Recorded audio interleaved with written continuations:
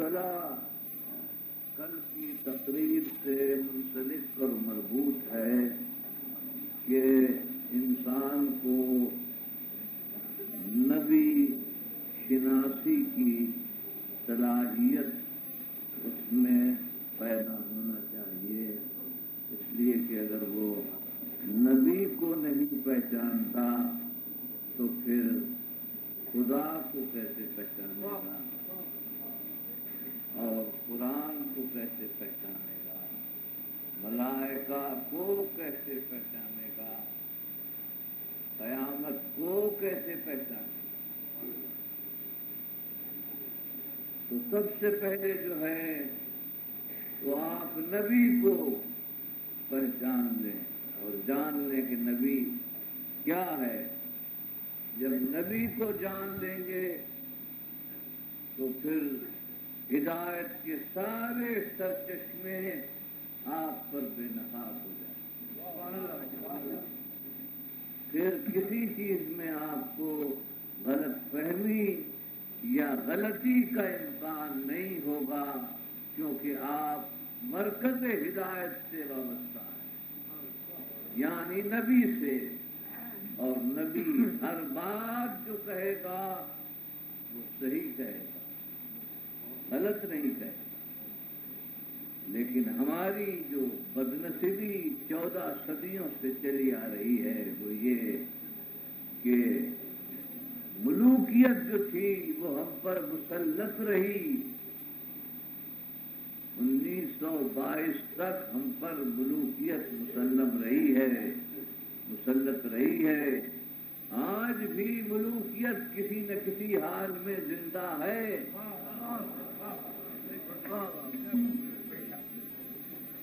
اور وہ اسلام جو ملوکیت ختم کرنے کے لیے آیا تھا،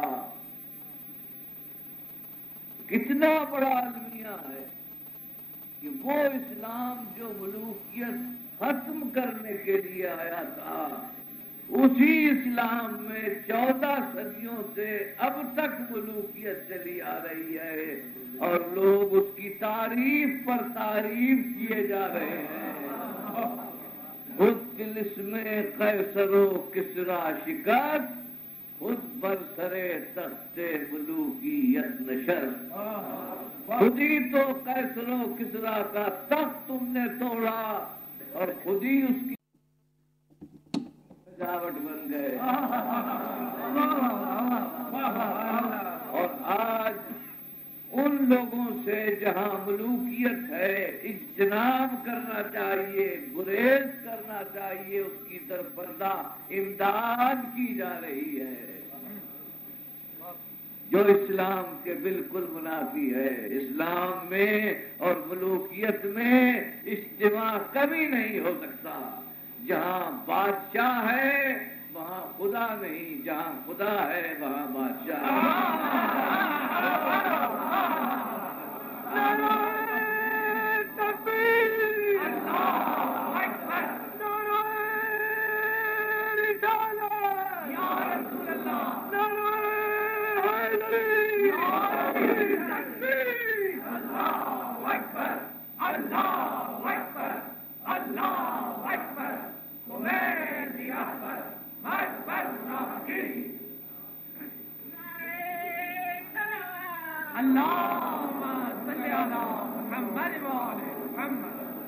تو ہم ملوکیت کے پنجے میں اسیر ہوئے، اور جب ان کی تلواریں ہمارے ساتھ سلوک رحم نہیں کر سکیں تو ان کے قلم ہمارے ساتھ حسن سلوک کیسے کر سکتے تھے؟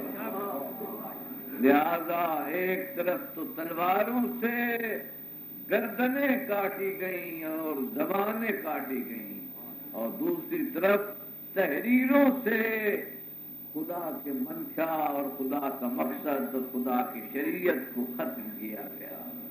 اور آج جتنی تباہی ہے یہ ملوکیت کی مچائی بھی ہے، ورنہ کیا بات ہے، ہم بہت سے مسائل میں اختلاف کر سکتے تھے، لیکن کم از کم میرا عقیدہ یہ ہے کہ نبی کے بارے میں دو رائے نہیں ہو سکتی، کم سے کم، اور مسئلے میں دو رائے ہو سکتی ہیں، نبی کے بارے میں دو رائے نہیں ہو سکتی۔ لیکن مصیبت یہ ہے کہ نبی کے بارے میں دو رائے نہیں بلکہ کئی رائے ہو گئی۔ کیوں ہو گئی؟ یہ ملوکیت نے نبوت کے ساتھ کیا سلوک کیا؟ پہلے وہ جاہلیت کے روپ میں آئی اور ملوکیت کو مٹانا چاہا اور ہر طرف سے اس نے حملہ کیا۔ جاہلیت نے ہر طرف سے حملہ کیا۔ بدر سے لے کر حنین تک کون تھا؟ جاہلیت تھی جو لڑ رہی تھی۔ جب وہاں شکست کھا گئی تو ملوکیت کا روپ دھار لیا۔ وہی جاہلیت جو فتح مکہ میں مسلمان ہو گئی تھی بعد میں سلطان ہو گئی۔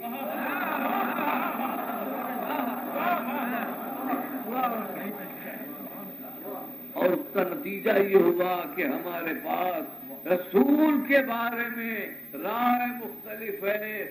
خود آپ کے پاکستان میں، خود آپ کی مسجدوں میں، خود آپ کے مولوی ایک جگہ یا رسول اللہ کہنا ضروری سمجھتے ہیں اور دوسری جگہ یا رسول اللہ کہنا شرک سمجھتے ہیں۔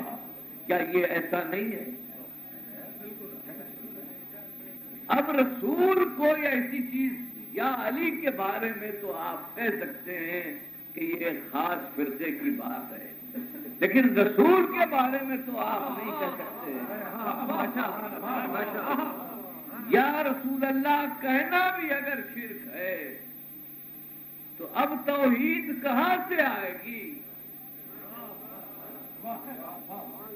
دیکھیے کتنا بڑا ظلم ہے، کتنا بڑا ظلم ہے۔ اب مسلمانوں کو کون سمجھائے؟ مسلمانوں کو کون سمجھائے؟ دین اس وقت تک سمجھ میں آ سکتا ہے جب تک کہ دینار نہ ہو۔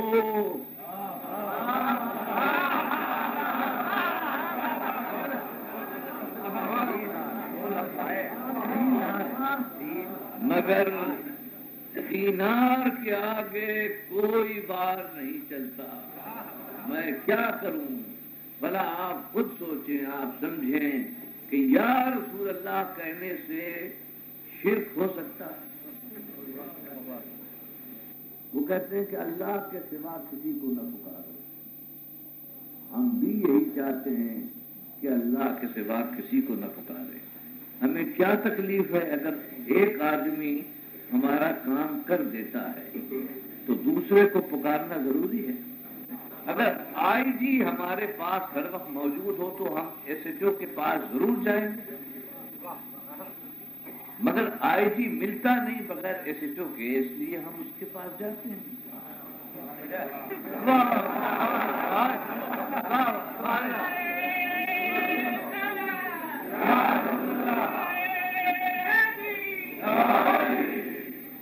ورنہ ہمیں کیا تکلیف ہے؟ اگر اللہ ہمارے سارے کام کر دیں تو ہمیں یہ واسطے اور ذرائع تلاش کرنے کی ضرورت ہی نہیں۔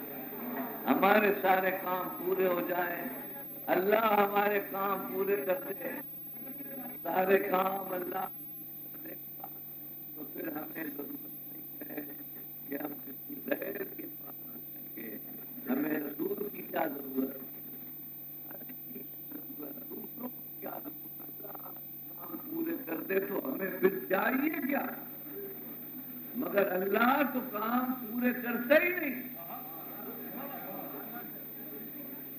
مسئلہ تو یہ ہے کہ اللہ جو ہے وہ ہمارے کام پورے نہیں کرتا، اس لیے ہمیں واسطے کی ضرورت پڑتی۔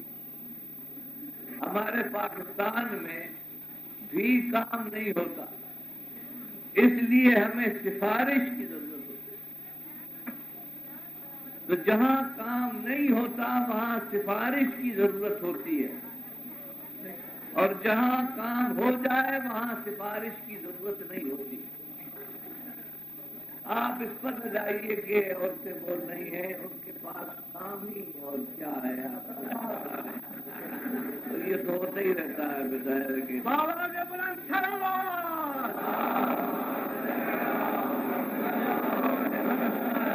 اور محمد اہل بیت محمد بلند کل اور حضری سلام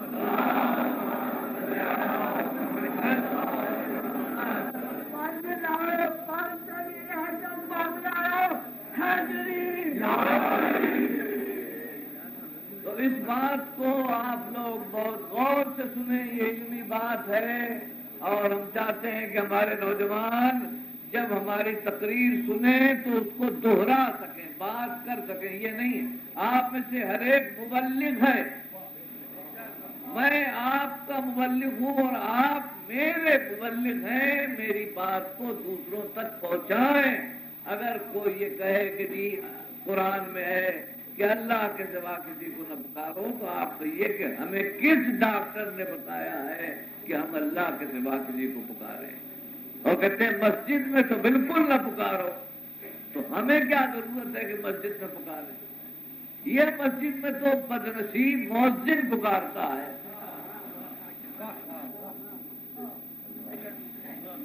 ہم تو چاہتے ہی نہیں تھے کہ اذان میں اللہ کے سوا کسی کا نام آئے۔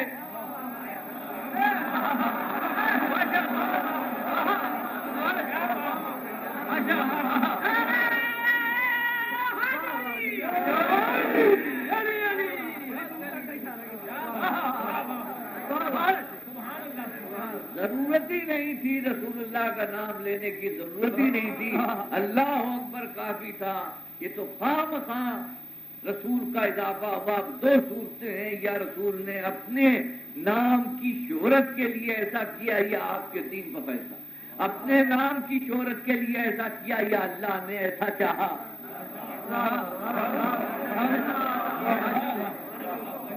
اور جب اللہ نے ایسا چاہا اور ایسا ہوا تو کسی صحابی کا نام لیجئے جس نے اعتراض کیا ہو کہ تم اذان میں مسجد کے اندر رسول اللہ کا نام کیوں لے رہے ہو؟ تو جب صحابہ چپ ہیں تو تم تو توہین صحابہ کے خلاف ہو۔ صحابہ ایک بات مانتے ہیں اور تم نہیں مانتے اور کہتے ہو ہم شمع صحابیت کے پروانے ہیں۔ یہی پروانوں کی شان ہوتی ہے کہ دیوانے ہیں۔ تو ہم یہ کہتے ہیں کہ دیکھیے توحید جو ہے وہ ہم سب سے زیادہ توحید کے قائل جو ہیں وہ ہم ہیں۔ اللہ ہر گناہ معاف کر دے گا سوائے شرک کے۔ ہمیں ڈاکٹر نے بتایا ہے کہ ہم شرک کر کے جہنم جائیں، یعنی نماز ہم پڑھتے ہیں اسی خیال سے کہ جنت ملے، روزہ جنت ملے، حج جنت ملے، زکوٰۃ جنت ملے، حتیٰ کہ یہ جو مجلسیں ہیں رونا ہے یہ بھی اسی لیے کہ جی ہمیں جنت ملے۔ اگر مجھے یہ معلوم ہو جائے کہ یہ سب بیکار ہے کیونکہ میں شرک کرتا ہوں، مشرک ہوں، تو مجھے کسی ڈاکٹر نے بتایا کہ میں ضرور یہ شرک کر کے جہنم خریدوں۔ سب سے پہلے میں آدمی ہوں گا جو کہوں گا کہ بھائی خدا کے لیے تم جہنم جانا چاہتے ہو جاؤ، میں نہیں جاؤں گا۔ میں کم از کم ایسی کوئی بات نہیں کروں گا جو خلاف توحید ہو۔ توحید تو ہماری جان اور روح ہے، اور دنیا نے توحید تو ہمارے گھر سے لی ہے، الٹا سبق ہمیں پڑھاتے ہیں۔ کوثر کے اوپر گنگا کی مجال کے چھینٹے اڑائے،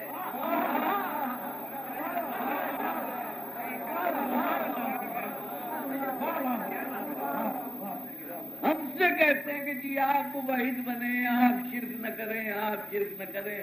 ہم سے زیادہ توحید جو ہے وہ کس کے گھر میں ہوگی، کس خاندان میں ہوگی؟ ہمارے خاندان سے توحید نکلی۔ آپ جانتے ہیں کہ ہر صحابی کے ساتھ رضی اللہ تعالیٰ عنہ لکھا جاتا ہے، ہم بھی لکھتے ہیں رضی اللہ تعالیٰ عنہ، لیکن حضرت علی کے ساتھ جتنے سواد اعظم کے علماء ہیں وہ رضی اللہ تعالیٰ عنہ نہیں لکھتے بلکہ کرم اللہ وجہہ لکھتے ہیں۔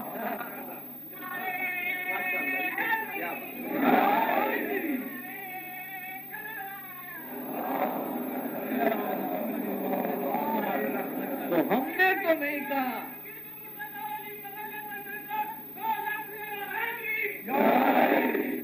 تو نہیں کہا کہ آپ رضی اللہ تعالیٰ عنہ کے بجائے کرم اللہ وجہہ لکھیں. ہم نے نہیں کہا. رضی اللہ تعالیٰ عنہ سے لے کر کرم اللہ وجہہ تک کتنی منزلیں طے کرنا پڑی. معمولی بات نہیں ہے ہماری نہیں. ہم تو لکھتے ہیں حضرت علی علیہ السلام. ہماری بات چھوڑ دیں. آپ جو آپ لکھتے ہیں وہ بتائیے کیا ہے. یہ رضی اللہ تعالیٰ عنہ سے ایک دم سے کرم اللہ وجہہ کیوں ہو گیا؟ کس وجہ سے ہوگا؟ کوئی وجہ ہونا چاہیے. کیا فرق تھا دوسرے صحابی میں اور علی میں؟ حضرت ابو بکر بھی سابق الاسلام، علی بھی سابق الاسلام. پھر کیا بات ہے کہ ایک رضی اللہ تعالیٰ عنہ اور ایک کرم اللہ وجہہ کیوں ہے؟ سابق الاسلام تو دونوں ہیں. تو وہ رضی اللہ ہے، وہ کرم اللہ ہے. کیا بات ہے؟ کرم اللہ اور رضی اللہ میں کچھ فرق نظر آتا ہے کہ نہیں؟ وہ کہتے ہیں جناب بات یہ ہے کہ سچی چیز اور سچی بات یہ ہے کہ یہ مولا علی کی کرامت ہے کہ آپ کا سر کبھی بتوں کے آگے جھکا نہیں.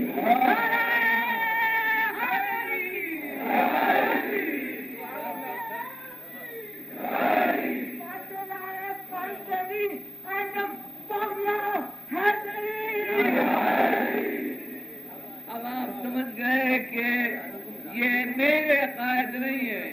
ان میں سے کوئی میرا عقیدہ نہیں ہے. اگر کوئی یہ سمجھ رہا ہے کہ میں اپنے عقائد بیان کر رہا ہوں تو وہ غلط ہے. میں اپنا کوئی عقیدہ بیان نہیں کر رہا ہوں. یہ جو سواد اعظم کا عقیدہ ہے وہ میں بیان کر رہا ہوں کہ وہ کہتے ہیں کہ چونکہ مولا علی کا چہرہ بتوں کے آگے جھکا نہیں، اس لیے اس کے معنی کرم اللہ ہو، اللہ نے بزرگ کیا ان کا چہرہ.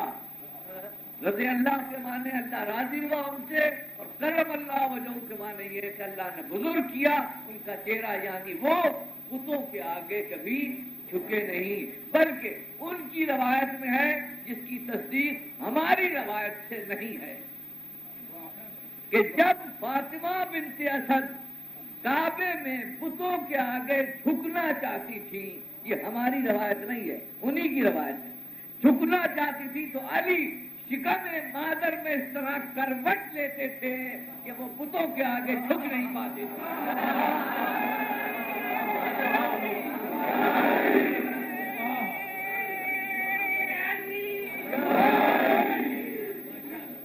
اور کیا نام ہے؟ تو یہ مقام علی کا ہے کہ کرم اللہ وجہہ، یعنی ان کے لیے یہ ہے کہ آپ نے کبھی بتوں کو سجدہ نہیں کیا. تو اب ہم سے کہتے ہو کہ توحید لاؤ، ہم سے کہتے ہو کہ توحید لاؤ.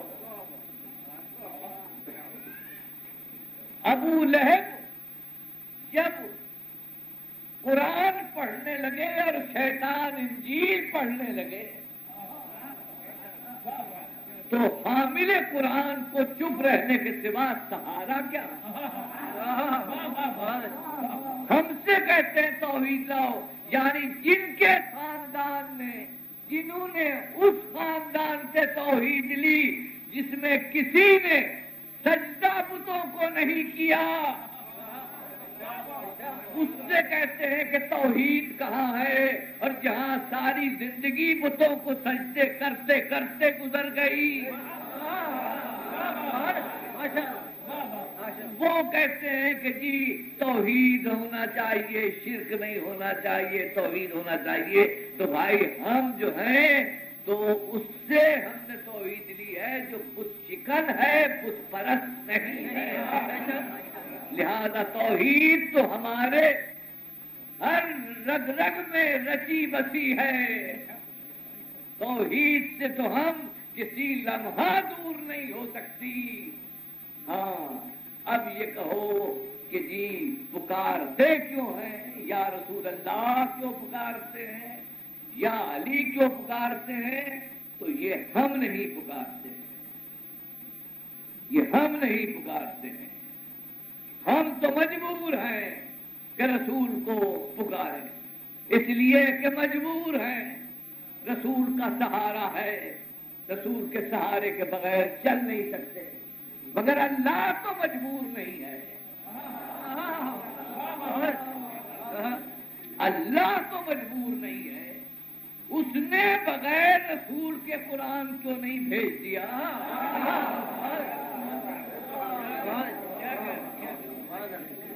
اس نے بغیر رسول کے تبلیغ کیوں نہیں کر دی؟ وہ تو قادر ہے۔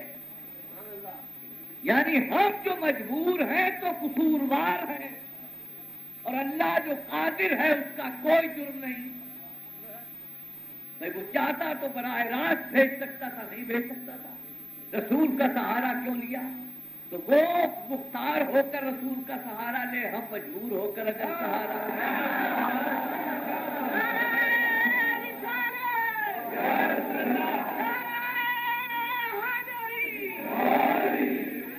کہتے ہیں کہ اچھا رسول کو پکار لیجئے، اس لیے کہ اذان میں بھی رسول ہیں، اور بہرحال رسول کی جو پوزیشن ہے وہ تو آپ جانتے ہیں، مگر یہ علی کہاں سے نکل آئے؟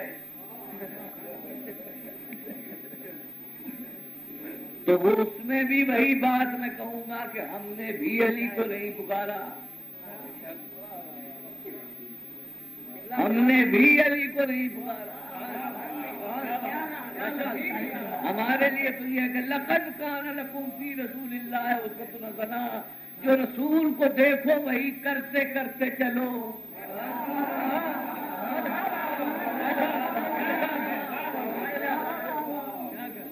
تو آپ خود سوچیں، یعنی ہم چاہتے ہیں، دیکھیے دیوبندی، بریلوی، حنفی، مالکی، شافعی، یہ سب ہمارے بھائی ہیں، ان کا خون، ان کی جان، ان کا مال، اس کا احترام آپ پر واجب ہے۔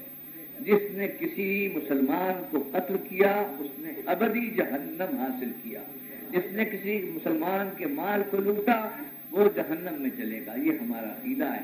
ہم سب کو مسلمان اور سب کو بھائی سمجھتے ہیں، اور آپس میں متحد اور متفق رہنا چاہتے ہیں۔ اگر اختلافات ہیں تو اس کو علمی طور پر سلجھایا جا سکتا ہے، اسی لیے ہماری دعوت ہے کہ آپ لوگ وہاں جائیں، ان کی تقریروں میں جائیں، سنیں۔ یہ میں خاندانی دین کا قائل نہیں، میں ایمانی دین کا قائل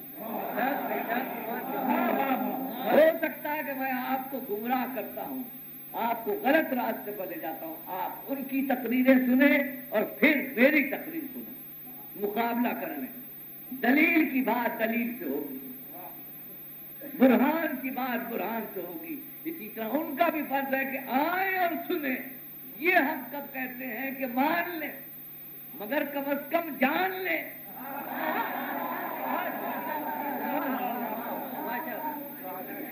اور پھر دیکھیں کہ یہ واقعہ ہے یا نہیں۔ ہم جو پکارتے ہیں تو دوستو اس لیے پکارتے ہیں کہ حضور نے خود پکارا نہیں، بلکہ اب میں چونکہ فقہی اصطلاح استعمال کروں گا، اس لیے کیونکہ لفظ یہ نہیں ہے کہ رسول نے نادا رسول اللہ، نہیں، نادا رسول اللہ کا لفظ نہیں ہے، نادے، نادا کے معنی ہے رسول نے پکارا، اور نادے کے معنی ہے کہ رسول پکارو۔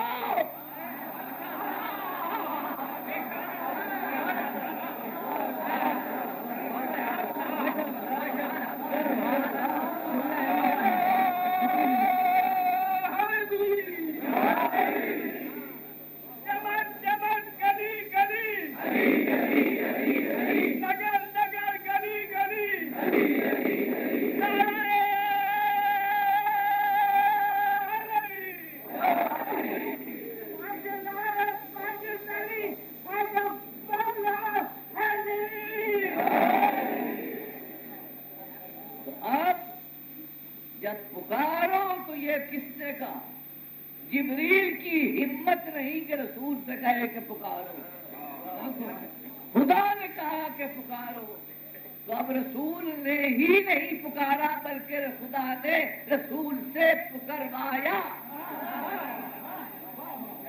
رسول سے پکروایا تو پھر ہم تابع رسول ہیں، ہم نے بھی پکارا، اور ہم ہی نے نہیں پکارا، تم نے بھی پکارا۔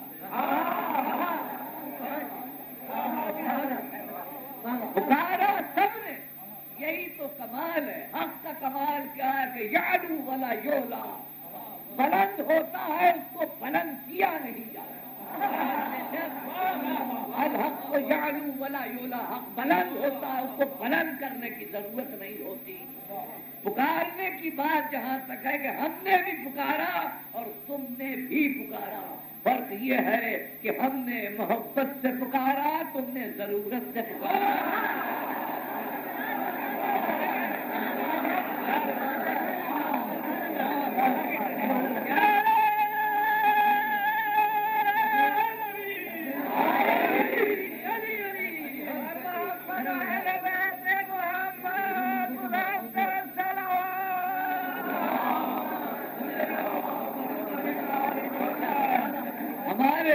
مسلمانوں کی، جو کہ ہم مسلمانوں کے ساتھ 14 صدیوں سے شیر و شکر ہیں، اور ہر وقت دفتر میں، راہوں میں، چوراہوں میں، درباروں میں، سرکاروں میں ساتھ ساتھ رہتے ہیں، لہذا جتنے ہم ان کے مزاج شناس ہیں دنیا میں کوئی نہیں۔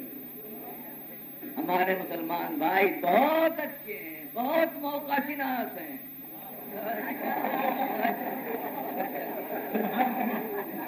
وہ جانتے ہیں کہ کہاں، کب، کس وقت، کس کو سب جانتے ہیں۔ حالانکہ ان کی تعداد ہم سے زیادہ ہے، اگر وہ کسی کو پکاریں تو کیا ہم روک سکتے ہیں؟ آپ خود سوچیں، اگر آپ 2 کروڑ ہیں تو وہ 4 کروڑ، 4 کروڑ جس کو چاہیں پکارے، کون روک سکتا؟ کوئی نہیں روک سکتا۔ مگر وہ جانتے ہیں مسلمان صاحب اسلام ہوتا ہے، صاحب عقل ہوتا ہے، وہ جانتا ہے کہ موقع کیسا ہے۔ جب مسلمان راحت کے عالم میں ہوتا ہے تو اس کی تاریخ دیکھیں آپ، تو کہتا ہے کہ ہم نے ایران پر حملہ کیا، روم کو ہلا دیا، دنیا کو ہلا دیا، اور روس کو قبضے میں کیا، اور چین پر پرچم لہرایا، اور دنیا میں ہم آگے بڑھ جائیں گے۔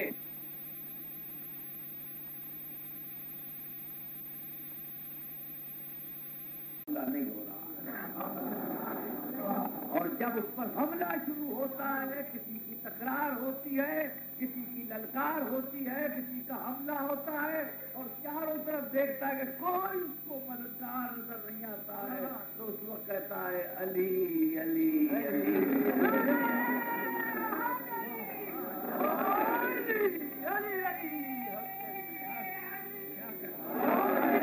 پرانی تاریخ ہے۔ آپ نے نہیں دیکھا تھا سن 65 میں جب لڑائی بھی تھی، اس زمانے میں لاہور ہی میں تھا، یہ 65 کی جنگ میں نے لاہور میں لڑی تھی۔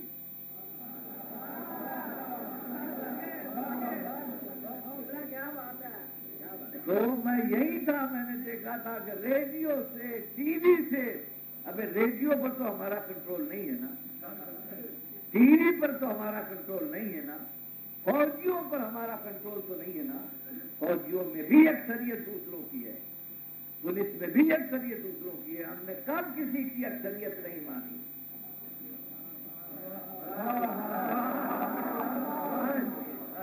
مگر نعرہ ایک ہی سنائی دیا،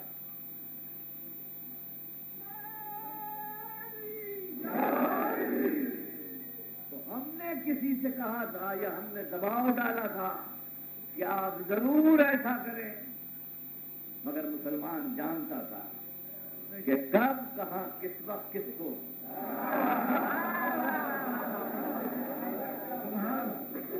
دیکھیے بات اگر مال غنیمت کی بات ہوتی تو علی بالکل یاد نہ،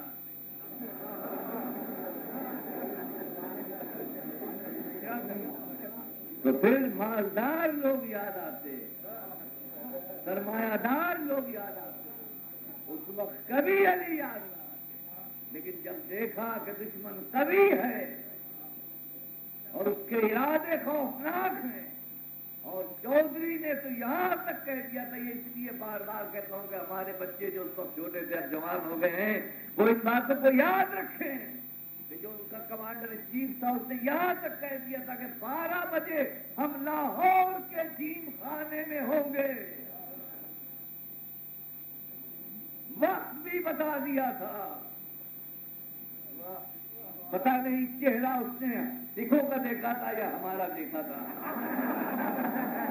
12 بجے ہم جیم خانے میں ہوں گے، اور ادھر جیم خانوں میں پینے کے بلبلے، اور ادھر لرزتی زمین پر جوان قدموں کے زلزلے، ادھر بڑھتے ہوئے سنگینوں کی سنانے، اور ادھر ابھرتے ہوئے سینوں کی چٹانیں، ادھر کفر کا عسکر، ادھر ایمان کا لشکر، ادھر کرشن کے پجاری، ادھر رحمت باری، ادھر گنگا کے متوالے، ادھر کوثر کے پیالے، ادھر جانسن کے اشارے، ادھر پنجتن کے سہارے۔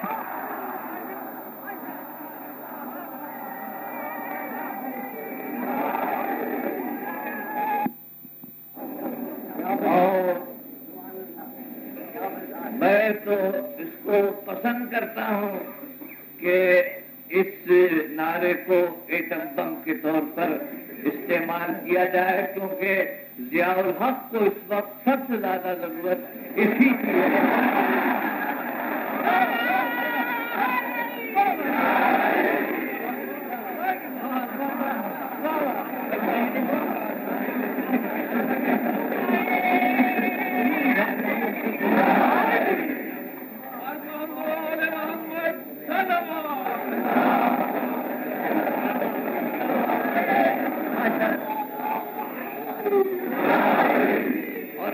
دیکھیں کہ دیکھیے ہر چیز کا ایک اثر ہوتا ہے۔ یہ جو نعرے لگاتے ہیں یہ ہم خام مخواہ نہیں لگاتے۔ آپ کو پتا ہے کہ 1400 سال سے ہم رو رہے تھے اور لوگ کہتے تھے یہ روتے ہیں روتے ہیں روتے ہیں، ان سے کچھ نہیں ہوگا۔ اس کے بعد جب ایران میں انقلاب آیا تو آپ نے محسوس کیا کہ وہی اشک جو تھے وہ طوفان کے سانچے میں ڈھلے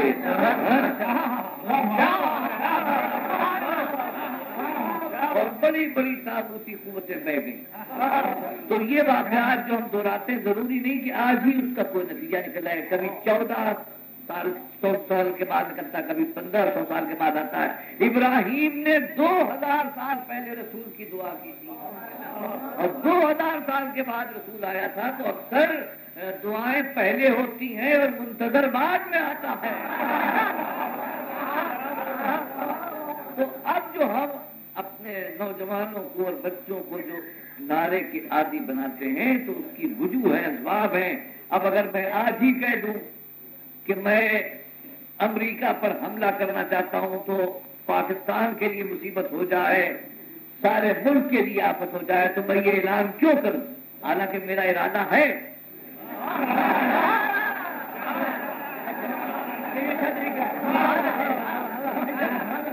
لیکن میں اس کے لیے پہلے تیاری کر رہا ہوں، تب جا کر میں اعلان کروں گا۔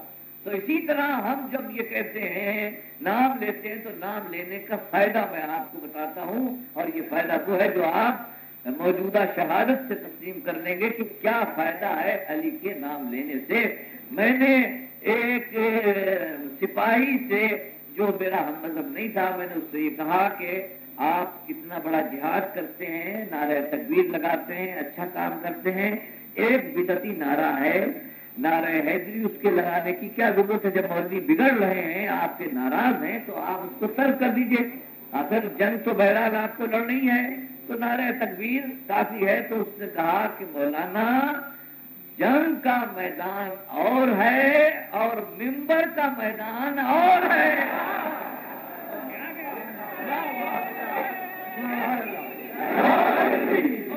کیونکہ مولوی صاحبان کو کبھی میدان جنگ میں آنے کی توفیق نہیں ہوئی، اس لیے ان کو پتا نہیں کہ ہم کو کون سا حربہ کس وقت استعمال کرنا پڑتا ہے۔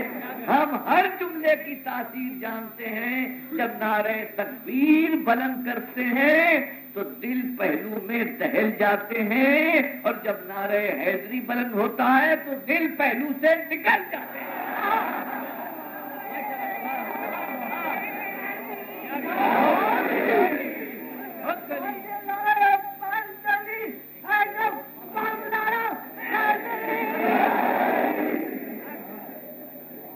اب یہ مسئلہ ہے کہ میں اس کے نتیجے پا رہا ہوں کہ اس کی تاثیر جو ہوتی ہے علی کی بات، حسین کی بات جو ہم کرتے ہیں، اس کا فائدہ کیا ہوتا ہے.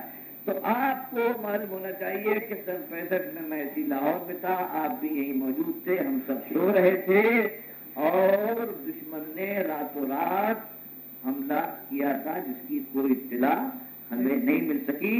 تو عین وقت پر شفقت باللوچ جو تھا، شفقت باللوچ یہ اخبارات میں ریکارڈ میں موجود ہے، میری ساختہ بات نہیں ہے، ریکارڈ میں موجود ہے. شفقت باللوچ تھا اور یہ بھی میں کہوں کہ یہ ہمیں میں سے تھا، کہ اس لیے کہ ریکارڈ میں رہے، یہ باتیں ریکارڈ میں رہے، کیونکہ لوگوں کی اب یہ بھی عادت ہے کہ اگر کسی مشہور اور معروف آدمی کو دیکھتے ہیں تو فوراً کہہ دیتے ہیں کہ جی یہ ہم میں سے تھا، آپ میں سے نہیں تھا، مگر ہم نے کبھی یہ نہیں کہا. اس لیے کہ اچھوں کی کمی ہمارے یہاں ہے نہیں. ہمارا تھا تو اس سے ایک اخبار کے نمائندے نے پوچھا کہ شفقت باللوچ تم تقریباً 90 کے قریب آدمی لے کر تم بھارتی فوج کے سامنے آ گئے، تو میجر یہ اتنی بڑی جرت تم نے کیسے کی؟ تو اس نے ایک ہی جملہ کہا جو اخبارات میں کہ میرے سامنے میرا مولا تھا.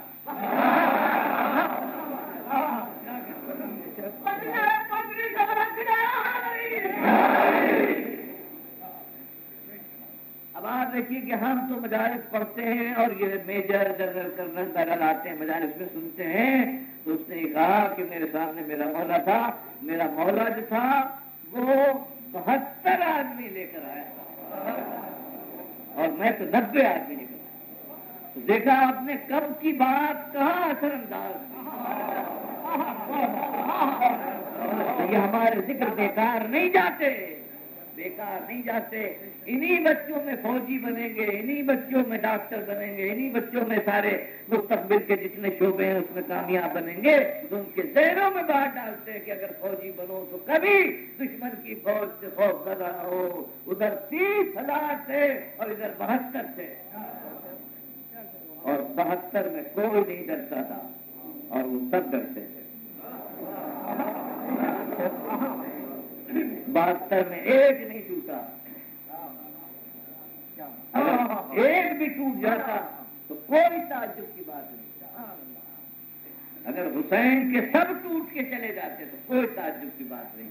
جہاں پانی نہ ہو، جہاں کھانا نہ ہو، وہاں سے ٹوٹ کے جانا ہی چاہیے. کوئی حیرت کی بات نہیں. اگر حسین کو لوگ چھوڑ دیں تو کوئی حیرت کی بات نہیں. جب پانی نہیں، کھانا نہیں. لیکن یہ الٹی بات کیا ہے کہ جو وہاں کا کرنل ہے 1000 کا سپہ سالار ہے، وہ اپنی جگہ سے چلتا اور کہتا ہوں میرے ساتھ کیا کوئی صلح کی امید نہیں ہے؟ میرے صاحب نے کہا بھائی میں تو چاہتا ہوں کہ صلح ہو جائے لیکن تمہارا امیر نہیں مانتا. تو اور نے اپنا آگے بڑھایا گھوڑا اور ایک شخص کہتا ہے کہ میں نے کہا کہ تم کہاں پر ہے؟ اگر مجھ سے پوچھتا کہ کوفے میں سب سے بڑا بہادر کون ہے تو میں کہتا تم کہاں پر ہو؟ کہا میں اس لیے کانپ رہا ہوں کہ ایک طرف جنت ہے اور ایک طرف جہنم ہے. اور پھر آواز دیتا ہے بیٹا اگر ساتھ چلنا ہے تو چل. بیٹا نہیں ساتھ ہوتا. غلام کو آواز دیتا ہے ساتھ چلنا ہو چل. اور بیٹا غلام اور ساتھ چلتے ہیں اور رک جاتا ہے. بیٹے نے کہا کہ بابا ارادہ بدل دیا. کہا نہیں میرے ہاتھ باندھ دو.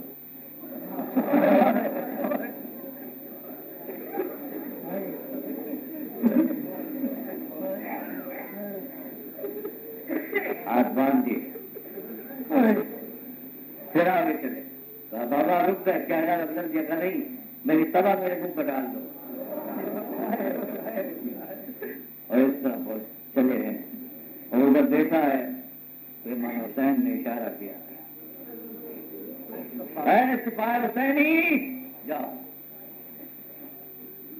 اور بڑے ہیں اور اس وقت وہ اپنا چہرہ نہیں دکھا رہے، تو میں آنکھیں چار نہیں کر سکتا، مجھے مولا کے پاس دیکھ، مولا کے پاس آئے ہیں، پہلے سر قدموں پر رکھ دیا، سر تو اٹھاؤ، نہیں یہ جو آوازیں آ رہی ہیں رکھا ہے شنت ہے، اس کا ذمہ دار میں ہوں۔ مجھے رات بھر نیند نہیں آئی، سکینہ کی آوازیں میں سنتا تھا، اپنے خیمے میں کہ چچا پیار سے میری جان نکلی جا رہی ہے۔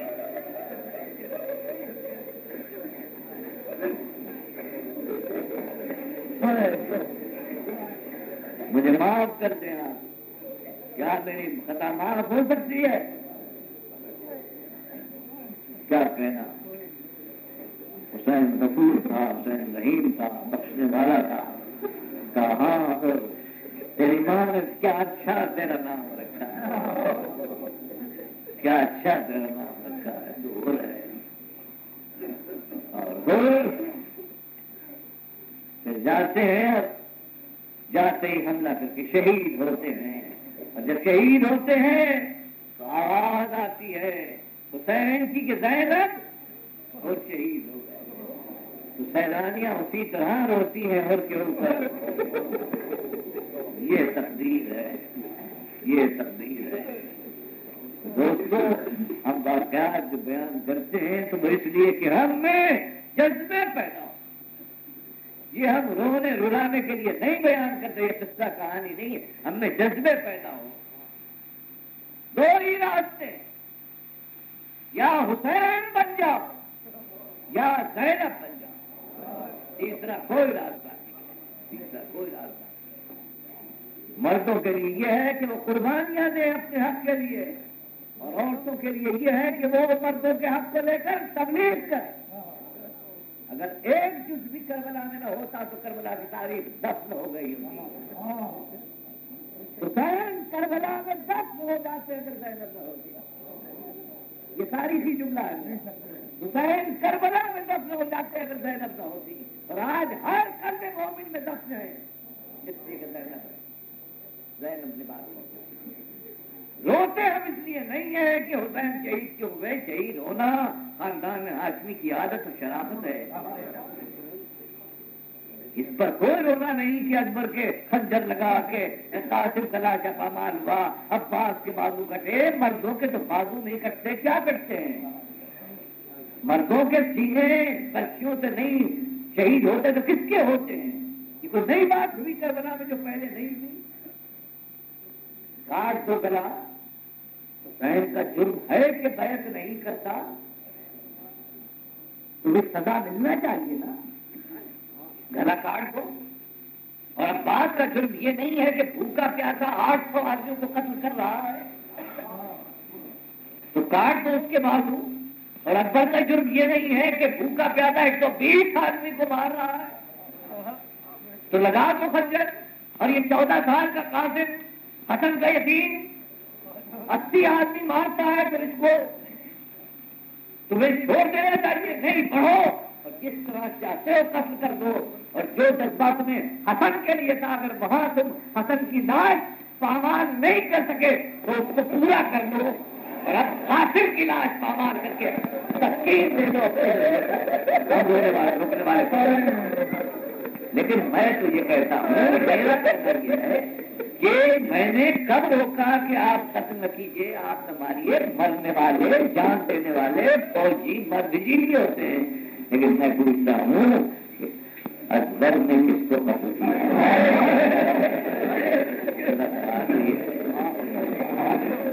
میں نے تو آپ کو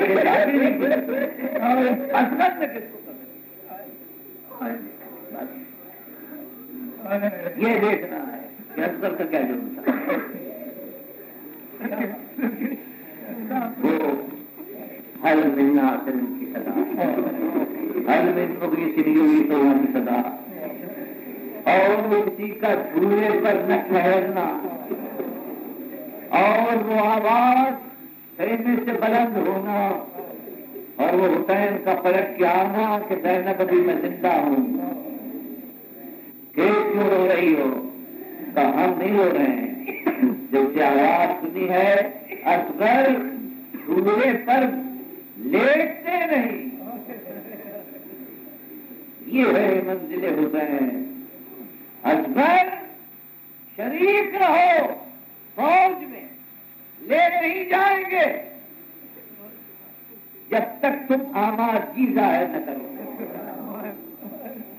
اب گر رہے ہو، سمجھ گیا کہ جانا چاہتے ہو، اب اصغر گود میں ہے، اور حسین کی قبا اصغر کو تھا کہتے بہت سیاہ سمجھتی تھی کہ حسین قرآن لائے ہیں، مگر یہ قرآن وہ نہیں تھا، بلکہ یہ امامت کا پارا تھا۔ اور حسین نے ایک مرتبہ قبا ہٹائی اور کہا لوگوں دیکھو میں بھی مسلمان ہوں، تم بھی مسلمان، تم بھی انسان ہو میں بھی انسان، میری تمہاری لڑائی ہے۔ دیکھیے پھر وہی موقع، کبھی نہیں کہتے ہیں ہاں میری تمہاری لڑائی، میری تم سے جنگ ہے، لیکن اس بچے کی کوئی تم سے نہیں، اس بچے کی ماں کا دودھ کھوٹ ہو گیا، یہ پیاسا ہے، اس کو پانی پلا دو، مجھے پانی نہ دو، میری تم سے لڑائی ہے، میری تم سے لڑائی ہے، مجھے پانی نہیں چاہیے۔ اگر تمہارا خیال یہ ہے کہ شاید میں اس بہانے پانی پی لوں گا تو دیکھو میں اس کو زمین پر بچائے دیتا ہوں،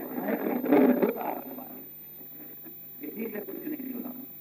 ایک مرتبہ امام حسین نے علی سے کہا بیٹا باپ کی بات سمجھ میں نہیں آ رہی ہے، خود سمجھا، رخ پلٹا اور اپنی سوکھی زبان ہوٹوں پر، تاریخ کہتی ہے کہ فوج یزیدی میں تلاطم ہو گیا، فوج یزیدی میں تلاطم ہو گیا، ایسا مجاہد آپ نے آج تک نہیں دیکھا ہوگا، ایسا مجاہد آپ نے آج تک نہیں دیکھا ہوگا۔ سب سے بڑا مجاہد وہ ہے جو مخالف فوج میں بغاوت پیدا کرتا۔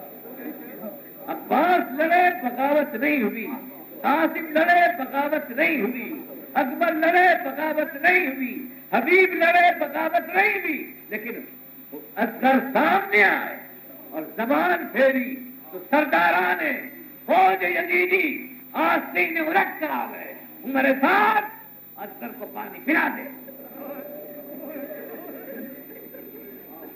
اب جب دیکھا میرے ساتھ دیکھا رنگ بدلا ہوا ہے تو پھر ہرملا کی طرف دیکھا، ہرملا کیا دیکھتا ہے؟ اس کا کلام حسین، حسین کے کلام کو قطع کر ہرملا نے تیر جوڑا، اور تیر کا نام ہے تیر سے شعبہ، تیر پھل والا تیر۔ اور روایت میں یہ ہے کہ تیر چلا، اور یہ نہیں پڑھا میں نے کہ تیر لگا، تیر چلا فن قلب سبھی انا یدہ الامام، تیر چلا اور بچہ امام کے ہاتھ پر پلٹ گیا، اور اصغر مسکرائے، اصغر مسکرائے۔ بس یہی جملہ ہے جس پر آپ کو ختم کرنا ہے، اصغر مسکرائے۔ ایسے موقع پر مسکرانے کا مطلب کیا ہے؟ ایسے موقع پر مسکرایا نہیں جاتا، کوئی تاریخ نہیں بتاتی کہ کوئی مسکراتا ہو۔ اصغر نے کہا ہرملا علی کے پوتے کی جنگ دیکھی، تو 40 سال کا، ہرملا 40 سال کا تھا، تو 40 سال کا، میں 6 مہینے کا، تو نے ہزاروں جنگیں دیکھی، میں نے پہلی جنگ دیکھی، تو جانتا ہے کہ تیر کون سے کس کے لیے استعمال ہوتے ہیں، تو نے وہ تیر میرے لیے استعمال کیا جو گھوڑوں کے لیے استعمال ہوتا ہے، میرے لیے تو ننھا سا تیر بھی کافی تھا، میری گردن چھوٹی تھی، تم نے وہ تیر استعمال کیا جو گھوڑوں کے لیے استعمال ہوتا، اتنا تو بدحواس ہو گیا، دیکھا علی کے پوتے کی جان۔ حسین نے خون لے کر اپنے چہرے کو مر لیا، اور پھر مختصر کر رہا ہوں کہ پھر حسین نے قبر کھول دی، اصغر کو قبر میں رکھا، قبر تیار ہوئی۔ جب کوئی کام مکمل ہوتا ہے تو تکمیل عمارت کا نشان بنایا جاتا ہے۔ یہ اصغر کی قبر نہیں ہے بلکہ بنا اللہ کی تعمیر ہو رہی ہے کہ اب کوئی اسلام کو ضرر نہیں پہنچے گا۔ یہ بنا اللہ ہے، یہ اصغر کی قبر نہیں ہے۔ قبر تیار ہو گئی، حسین اٹھے اور کہا بار الہ تو خیمے کو دیکھ لے، بار الہ میرے دامن کو دیکھ لے، اگر کوئی چیز باقی ہے تو اشارہ کر دے کہ یہ ہے، کوئی چیز نہیں ہے مالک، اب صرف سر ہے وہ بچے اور حسین اٹھے سر دینے کے لیے کیا آواز آئی، السلام علیکم یا ابا عبداللہ، السلام علیکم یا رسول اللہ۔ اور حسین نے کہا تو کون ہے جو اس وقت آیا ہے؟ ہمارے پاس اس وقت جب عصر کا وقت ہو رہا ہے، ہم جا رہے ہیں، ہمارے مرنے میں کچھ لمحے باقی ہیں، تو ہمارے پاس آیا ہے، کوئی دنیا میں تیرا فریاد رس نہیں ہے۔ ہمارے گھر میں جب بھی کوئی آیا اس کو کھانا ملا، پانی ملا، ہر چیز ملی، تو ہمارا امتحان لینے آیا ہے کہ حسین اس وقت کیا دے سکتا ہے؟ تو بتا، پانی چاہتا ہے تو پانی، خوراک کو اشارہ کروں تو ہوٹل چلا جائے، کوئی مشکل ہے تو بتا، مشکل کشا کر بیٹا، میرے زخم نہ دے، میری حالت، یہ سب میں نے اپنے اختیار سے کیا، میں مجبور ہو کر کربلا نہیں آیا، میں اختیار سے سب کچھ میں نے کیا، ورنہ ہر تیر پہلے مجھ سے پوچھتا ہے کہ میں لگوں یا نہ لگوں، ہر تیر میرے اختیار سے ہو رہی ہے، مگر تم اس وقت کیوں آیا؟ میں تو اپنے اللہ کے پاس جا رہا ہوں، مہاجر الی ربی، میں اپنے رب کی طرف جا رہا ہوں۔ کہا میں آیا نہیں ہوں، تو من ارسلکا، تجھے کس نے بھیجا ہے؟ کہا انا بریء صغریٰ، میں صغریٰ کا قاصد ہوں، صغریٰ کا قاصد ہوں۔ کہا بیٹی صغریٰ؟ کہا کہاں ملی؟ کہا دروازے میں کھڑی ہوئی تھی اور میں ادھر سے گزر رہا تھا، اس نے کہا بیٹھ تو کدھر جا رہا ہے؟ میں نے کہا میں ریاض جا رہا ہوں۔ کہا یہ میرا خط میرے بابا کو دے دینا۔ وہ خط لا، خط کہاں ہے؟ آپ میں سے بہت سے لوگوں کو لڑکیوں نے خط لکھے ہوں گے، آپ لڑکیوں کا انداز تحریر سے جانتے ہیں کہ کیا ہوتا ہے۔ لڑکے ماں سے زیادہ محبت کرتے ہیں، لڑکیاں باپ سے زیادہ محبت کرتے ہیں، تو اس میں یہی تھا کہ بابا ہزاروں سلام ہوا، بابا قیامت تک آپ کا سایہ،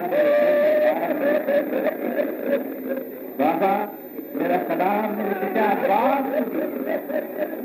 عباس کو میرا سلام کہیے، اور کہیے کہ سکینہ کی محبت میں صغریٰ کو بھول گئے، اور بابا مجھے خبر ملی ہے کہ بھیا علی اکبر کی شادی ہو گئی ہے اور مجھے نہیں بلایا، بابا میرا سلام میرے بھائی علی اکبر کو بھی دیجیے گا۔ حسین نے خط پڑھا، قاصد نے کہا کہ مولا خط کا جواب چاہیے، خط کا جواب چاہیے۔ قاصد خط کا جواب میں نے لکھا تھا مگر ورق کربلا میں لکھا ہے۔ یہ بکھرے ہوئے درخت ہیں جس میں قاسم، اکبر، عباس کی شکل نظر آ رہی، جا اور اس سے کہہ دے، یہی جواب ہے میرا، مولا میں جاؤں؟ کہا جا اور جلدی جا، کہیں میں نے آواز استغاثہ بلند کی تو تجھے رکنا واجب ہو جائے گا، اور میری بیٹی انتظار کرتی رہے گی، لہٰذا جلدی چلا جا۔ مولا میں جلدی چلا جاؤں گا مگر ایک لمحے کی اجازت دیجیے۔ کہا پتا؟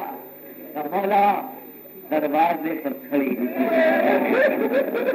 اور اس نے میرا دامن پکڑا تھا، کیسے مجھے میرے جد کا واسطہ کہ یہ خط میرے بابا کے ہاتھ میں دے گا، کیسے میں آیا ہوں تو میرا دل جانتا ہے، مگر اس نے ایک جملہ اور کہا تھا کہ جب یہ خط دیکھنا تو تو دائیں بائیں دیکھنا، ایک 6 مہینے کا بچہ دوڑتا ہوا نظر آئے گا، تو اس کو گود میں لے کر پیار کرنا، کیونکہ وہ میرا بھیا علی اصغر ہے، بتاتا ہے آئندہ کہ وہ بیٹا مجھے دے دیجیے تاکہ میں آپ کی زمرہ کی وصیت پوری کر لوں۔